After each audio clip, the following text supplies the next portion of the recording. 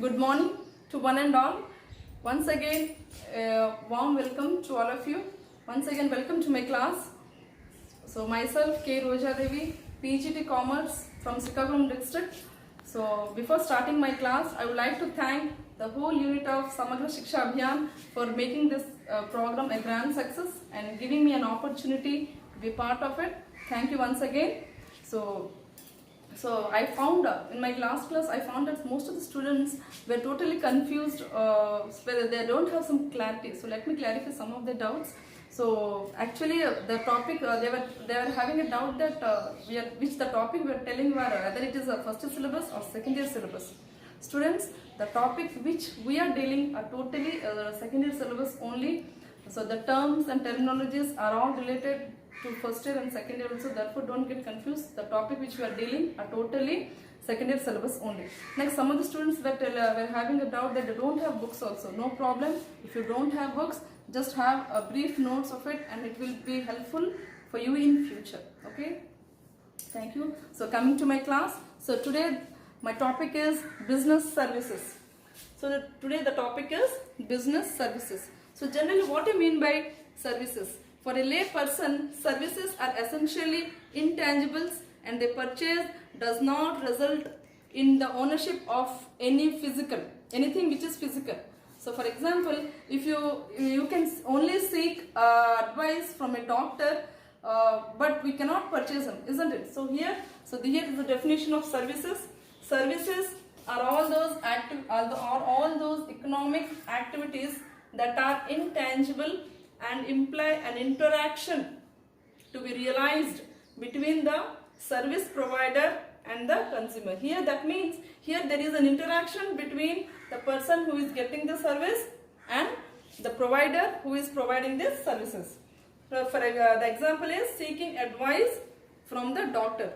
So services are those which are those separately essential intangible activities that provide satisfaction of wants and are not necessarily linked to the sale of the producer or any other services. Okay, so today I told what is the meaning of business services. Now let me tell you what are the characteristics of business services. Here some of the characteristics. The first one is intangibility. The services are intangible. That means they cannot be touched or they are experimental in nature.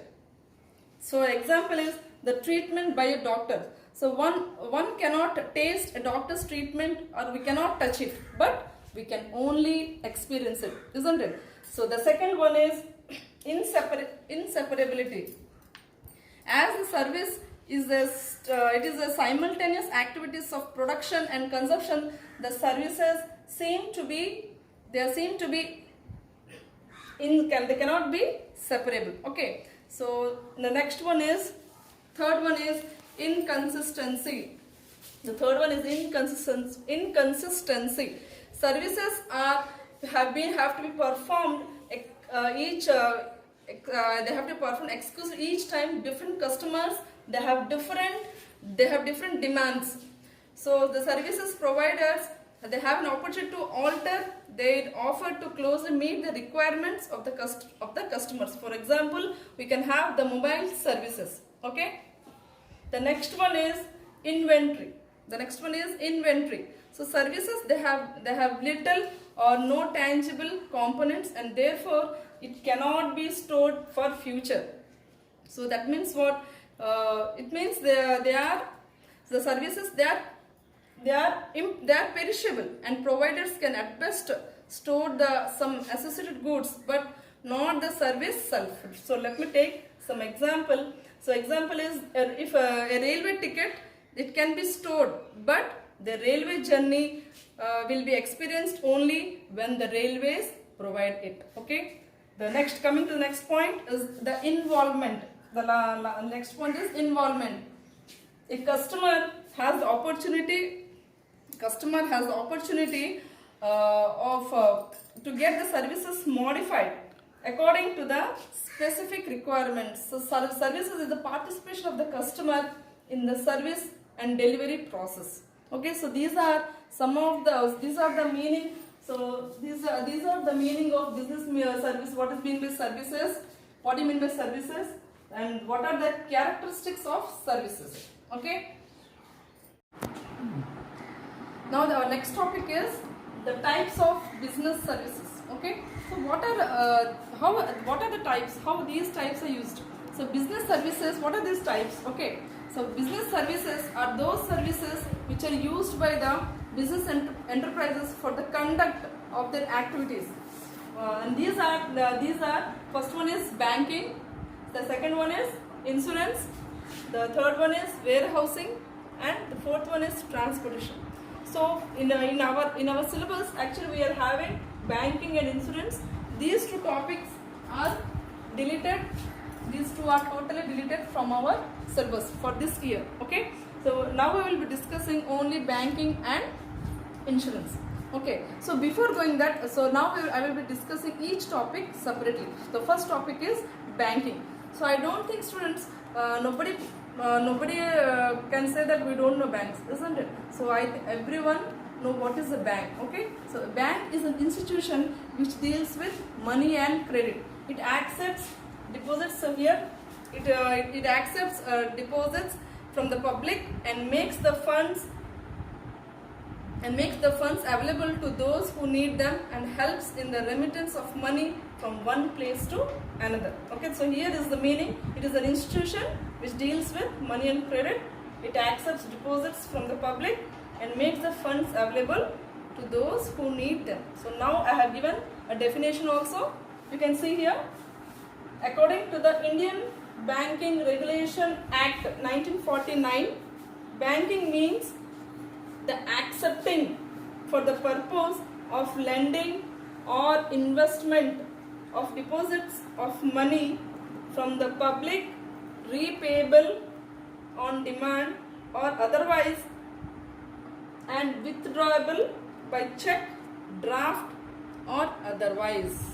So this is the definition of banking according to the Indian Banking Regulation Act 1949. Okay. So generally, bank plays a very useful and important role in our economic life. For every of us, they have control over a large. So generally, banks have a control over the large part of for the supply of money in circulation. Okay, here the money circulation takes place. Now the world, the money circulation is going on. The process is going on through banks only. Okay. Now we will be discussing the functions of these banks. So the commercial functions of the commercial banks. So the first one is the primary function, and the second one is the secondary. First one is the primary function, and the second one is the secondary functions.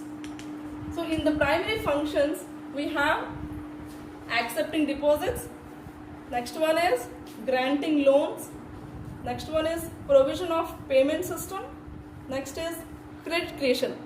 After telling the secondary functions, I will be discussing each and every one next. Here the secondary functions are agent services, general utility services, and news services. So before defining these functions, let me discuss these things in detail. Okay, we will be discussing these primary functions and secondary functions each one by one in detail. Okay, the first one is accepting deposits. Okay, in accepting deposits, what happens?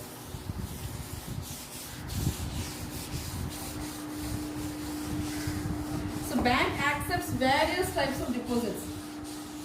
In accepting deposits, the bank accepts various types of deposits. Okay, the first one is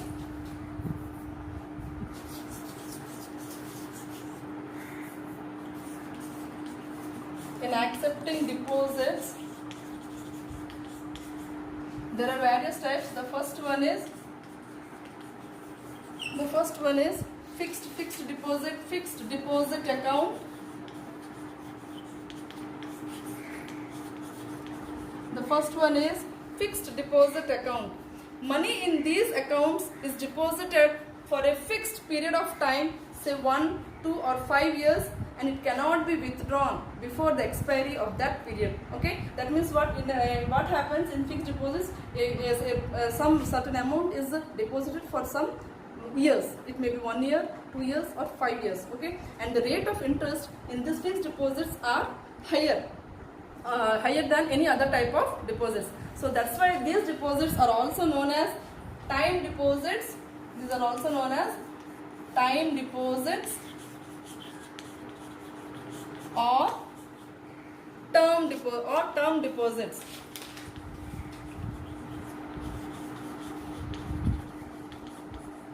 So in fixed deposits, so it is also known as time deposits or term deposits. Okay, the second one is current deposit account.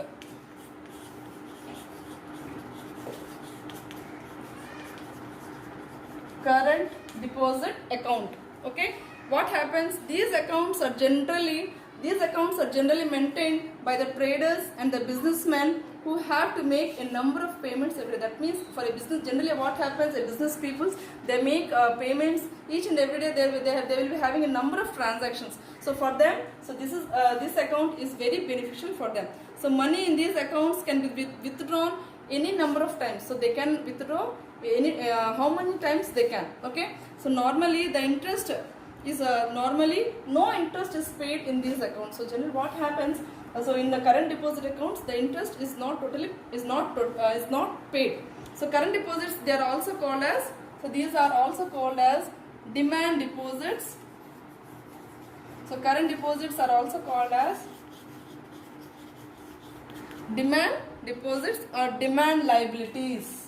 Okay, they are also called as demand deposits or demand liabilities.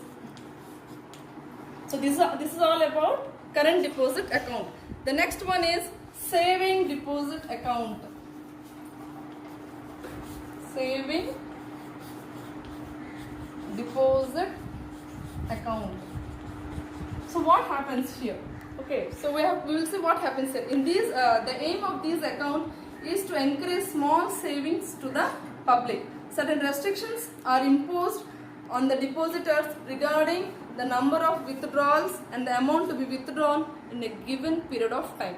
Okay, the next one is recurring deposit account. Recurring deposit account.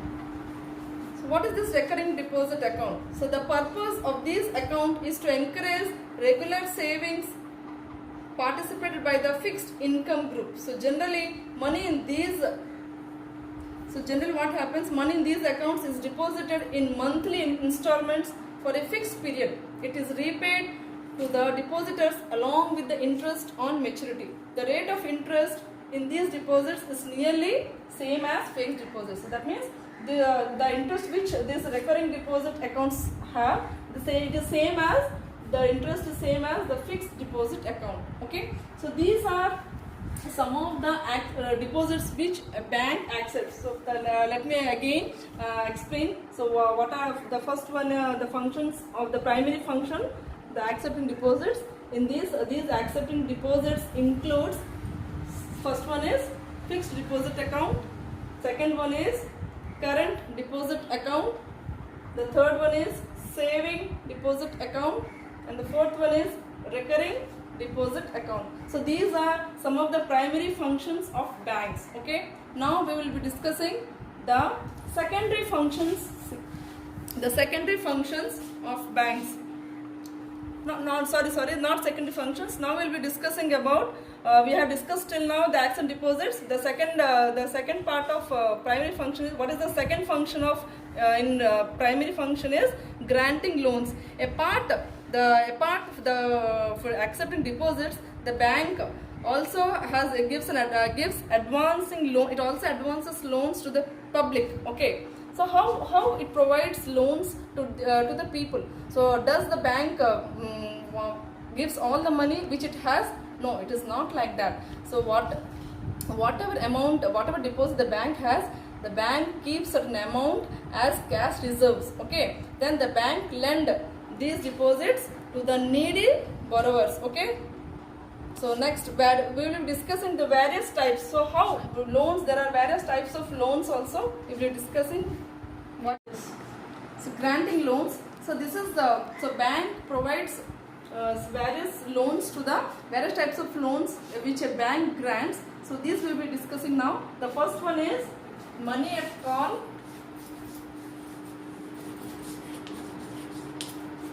Money at call.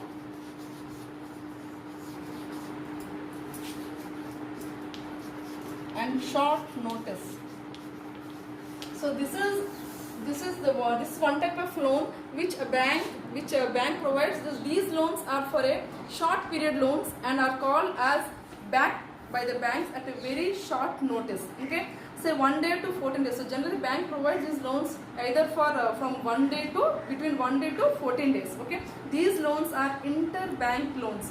Banks with surplus lend to the needy bank for a day or week or a required or a repaid the next day or for a short notice. Okay, so these are, that's why it is also known as short notice or money at call. This is one type of loan. The second one is cash credit. The second type of loan which the bank provides is cash credit. It is also a short period loan which is granted to a customer for a period of 1 year or less. It may be renewed after the expiry. So generally, if, for example, if the period is over for 1 year, so the person can renew after the expiry of that period. It is generally made against pledge of goods with the bank. So what do you mean by pledge? Pledge means something is something, for example, gold is kept for that pledge. Okay. Or some house documents we can keep for pledge, and bank provides money after for that. Okay, the advantage of this system is that the borrower need not withdraw the whole of the sanctioned amount. He doesn't need to take the whole amount at once. Okay, he may withdraw in installments as per his need. That means he can take the amount how much he wants. For example, if he is having 1,000, example 10,000, he can take the amount 1,000 as per his needs. Okay. The next one is overdraft. The third one which the bank provides is overdraft. This is another type of loan which a bank provides, that is overdraft. The bank provides overdraft facilities to its customers through which they are allowed to withdraw more than their deposit. That means if a person is having deposits so for example 10,000, the bank provides more than that loan, that is known as overdraft. Okay, interest is charged to the customers on the overdrawn amount. So interest, the bank charges interest on the amount which the person takes, which the customer takes. Okay, so this is the overdraft, meaning of overdraft. Okay, next one is discounting of bills of exchange. Discounting of bills of exchange. What is this discounting of bills of exchange? A holder of the bills of exchange can get it discounted at bank. So what happens here? A debtor accepts the bills of exchange upon him by a creditor. That is, creditor means the drawer of the bill, and agrees to pay the amount mentioned on maturity. That means he gives a certain date. On that maturity, he pays the amount. Okay. After making some marginal deductions in the form of commission, the bank pays the value of the bill to the holder before the bill of exchange gets matured. The bank gets the payments from the debtor on its maturity. Okay. This is known as discounting of bills of exchange. Next, the fifth one is, next one is loans. Next one is loans. So loan is given for a fixed period, term loan or demand. So this loan is, it may be for term loan or fixed loan.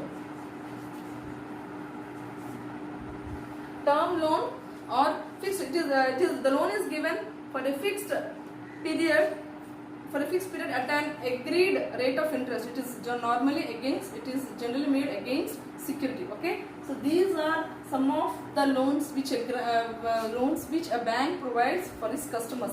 So let me explain one by one again. The first one is money at call and short notice. The second one is cash credit. Next one is overdraft.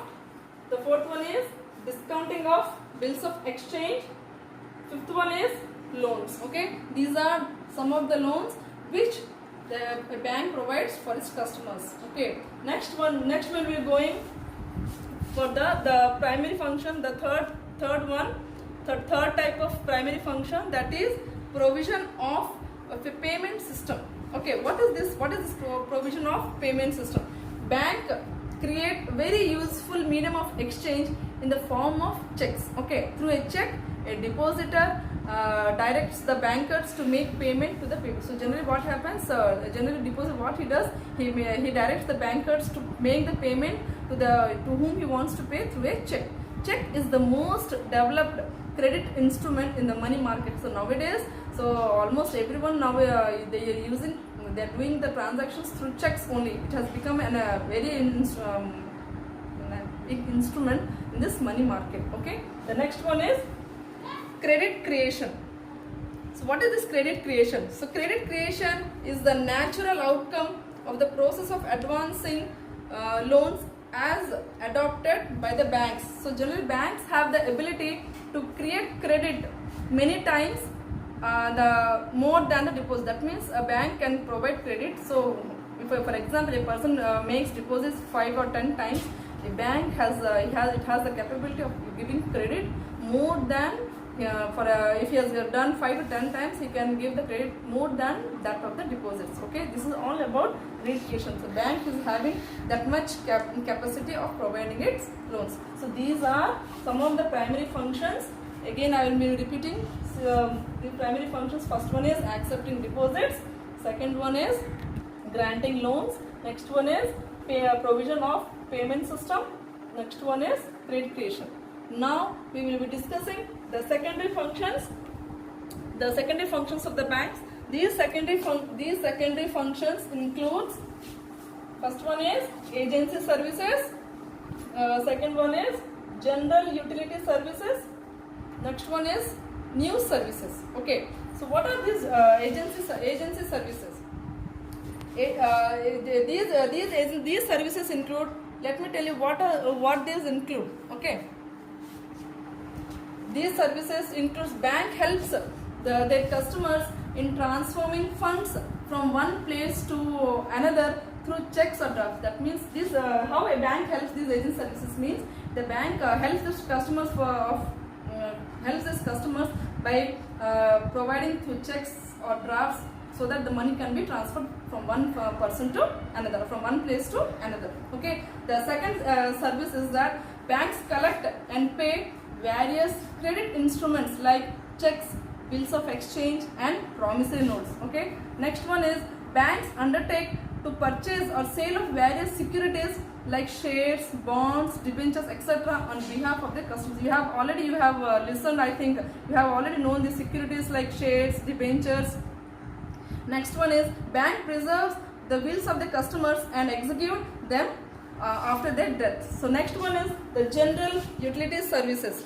So these services, so letters of credit are issued by the banks to their customers certifying their credit worthiness. So generally bank also issues traveler checks, okay, to help them to travel without fear of theft or loss of money. So generally bank provides these services so that by providing a traveler's checks, in that what happens, the customer he doesn't have any fear of losing money or any theft. Okay. Next, the bank provides safe deposit lockers facilities. So bank also provides locker facilities to the public for keeping either for gold or anything. Next, acceptance and collecting foreign bills of exchange. Okay. Next, we'll be dealing with new services.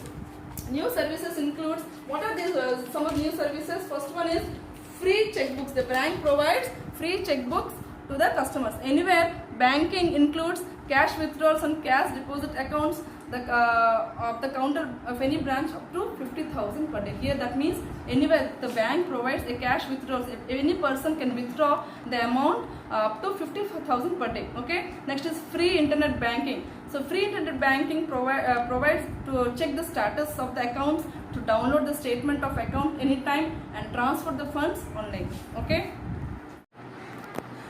Now we'll be discussing the different types of banks. So banks can be classified into the following. So the first type of banks are commercial bank.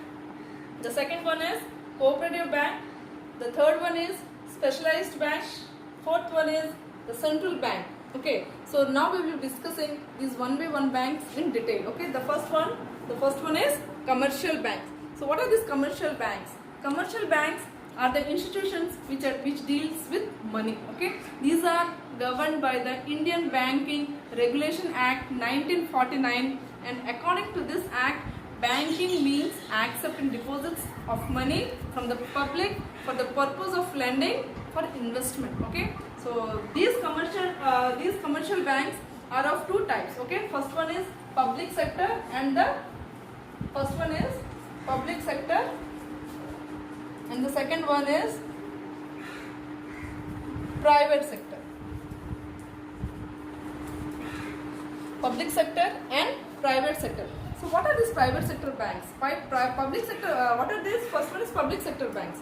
These public sector banks are those banks in which the government has a major stake, and they usually need to emphasize on social objectives than on profit. That means they don't go on profits. Okay. So these private sector banks are owned, managed and controlled generally by the private promoters, and they are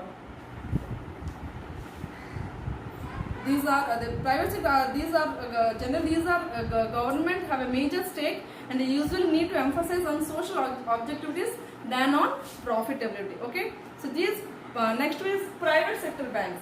The private sector banks, these are owned, managed and controlled by the private promoters. Okay, and they are free to operate as per the market force.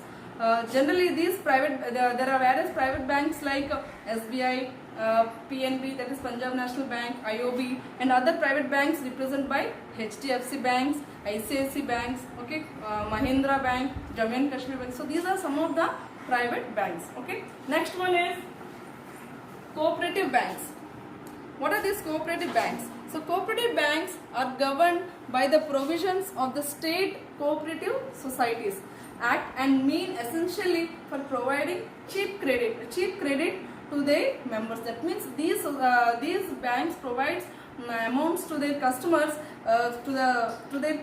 with a cheap credit. That means they don't take so much of interest, and it is a very important source of rural credit. So generally these type of cooperative banks generally have and in rural areas. So people who are in need of finance, generally they go to these cooperative banks to have credit. Okay, so these banks are generally located in rural areas. Okay.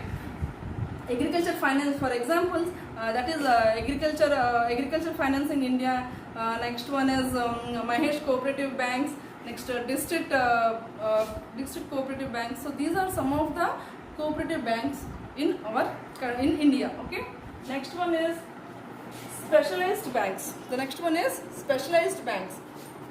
Specialized banks are foreign exchange banks. What are the specialized banks? So these are foreign exchange banks, industrial banks, development banks. These banks are used for import and export banks for specific needs of these unique activities. So these banks provide financial aid to industries. So generally these banks provide finance to industries who have heavy turnovers and also for foreign trade. Okay, so some of the examples of these specialist banks are Exim Bank, IDBI Bank, SDBI banks are some of the examples of these specialized banks. So next one is the central bank. Okay, I think all of you know what is a central bank. This central bank of our country, these supervises, controls and regulates the activities of all the commercial banks of that country. Okay, it also acts as a government bank. So these central bank, it acts as a government. It controls all these commercial banks. All the commercial banks are under this central bank. It controls and coordinates the currencies, the credit policies of our country. So in our country, can anyone of you tell which is the central bank of our country? Yes, I think all of you know, that is the RBI, that is the Reserve Bank of India, is the central bank of our India. Okay, so these are all about the types of banks which we have dealt now. The first one is commercial bank, second one is cooperative banks, next one is specialized banks, next one is central bank. So these are the type of banks which we have discussed now. Next topic. Now we will be dealing with what we mean by electronic banking. So what is this concept? What is the concept? I will be explaining what is the concept of this electronic banking. Yes, see, the delivery of bank services to a customer at his office or home by using electronic delivery channels may be called as electronic banking. That means it is the application of electronic technology for transfer of funds. Okay, so this is known as electronic banking. So generally through this electronic terminal, computer or magnetic, various transactions like cash receipts or payments or transfer of funds are done through this electronic banking. It is anywhere and any time bank. So this is a 24 hours process. It runs 24 hours day. So in any time we can do these things. Okay. Next we will be discussing about the facets of this e-banking. What are these facets of e-banking? So there are different facets of e-banking. The first one is ATM. I think everyone knows what is ATM. Can anyone tell what is ATM? Yes, ATM means automated teller machine. Okay. So how this ATM works? So first one, these are the phases of e-banking through which these are some of the instruments. Okay. So which helps for electronic banking. Next one is telebanking. Next email banking. Next one is network banking or online banking, mobile banking. Now we will be discussing one by one. The first one is ATM. It is automated teller machine. So it is very popularly known as anytime money. That means a customer can get cash, withdraw and transfer or bills or cash check deposit through this ATMs. Okay, the ATMs these are located at different spots and are linked to the host computer and it is linked to the host computer in the bank. The transactions are in real time. That is they are booked to the customers. They are booked to the customer's account. Each customer is given an ATM card. Okay, he is given an ATM card. With the help of this ATM card, he withdraws cash from this ATM. Okay, this card is also a debit card. This ATM card is also a debit card. Okay, it enables the customer to buy goods subject to the availability of balance of his account. Okay, next one is telebanking. So now next one is telebanking. What is this telebanking? Customers can perform a number of transactions from their telephones, such as customers can check balance and statement information. So they can transfer their funds from one account to another. They can pay bills or other statements or check through checkbooks. So these are some of the transactions which a customer can do sitting at home. Okay. Next one is email banking. What is this email banking? Customers can communicate with bank by email, or this is known, or this, what is meant by this email? Email is also known as electronic mail. Okay. So the most frequently used services is sending account statements periodically to the client's mail. So that generally what happens in email, so whatever to a customer, the bankers used to send periodical statements. So how much balance they are having in their banks, some statements. So these are sent to the client's mailboxes. Okay. So generally it is not used for more complex services. So generally it is not used for any complex situations. It is not used. Okay. So this is known as email banking. Next one is network banking or online banking. The fourth one is network banking or online banking.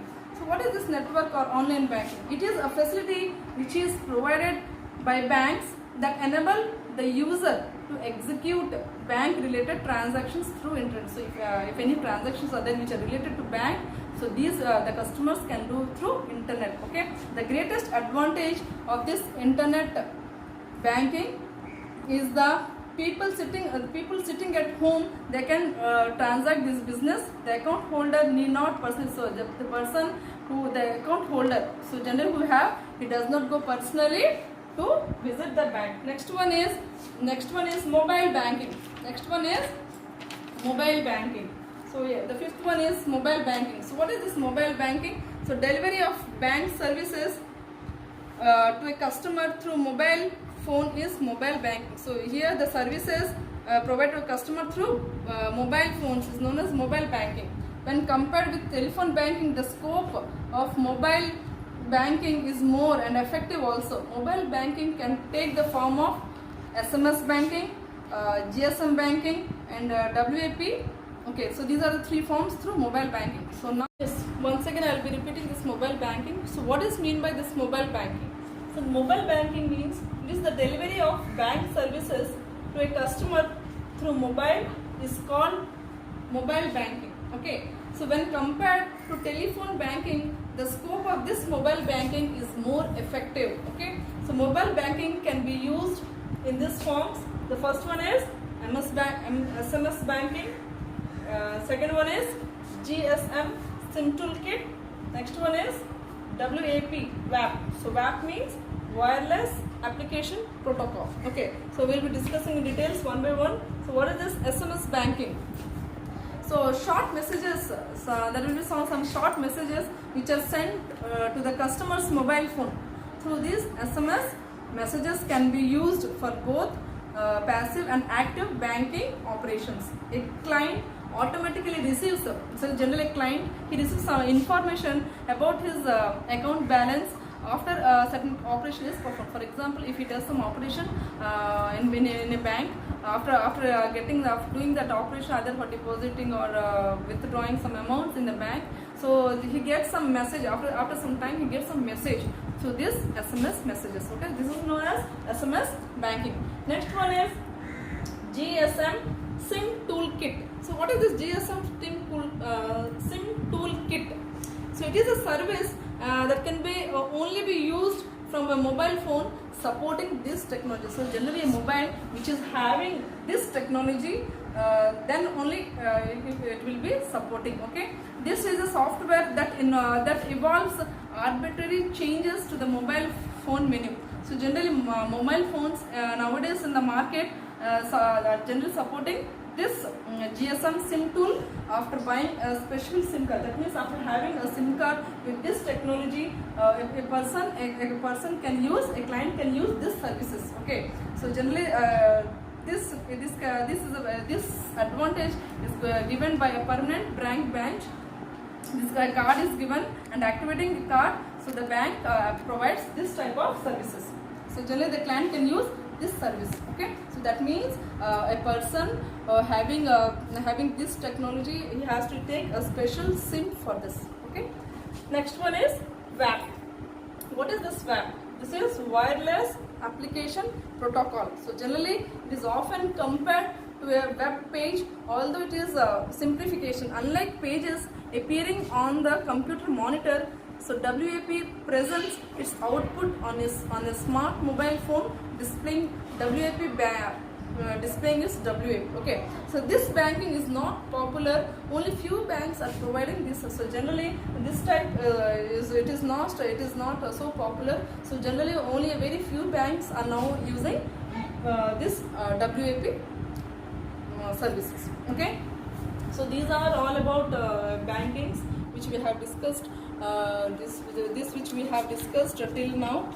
So these are some of the facets of e-banking. So these are some of the facets. The first one is ATM, second one is telebanking, next one is email banking, next one is network banking or online banking, last one is mobile banking. So these are some of the facets of e-banking.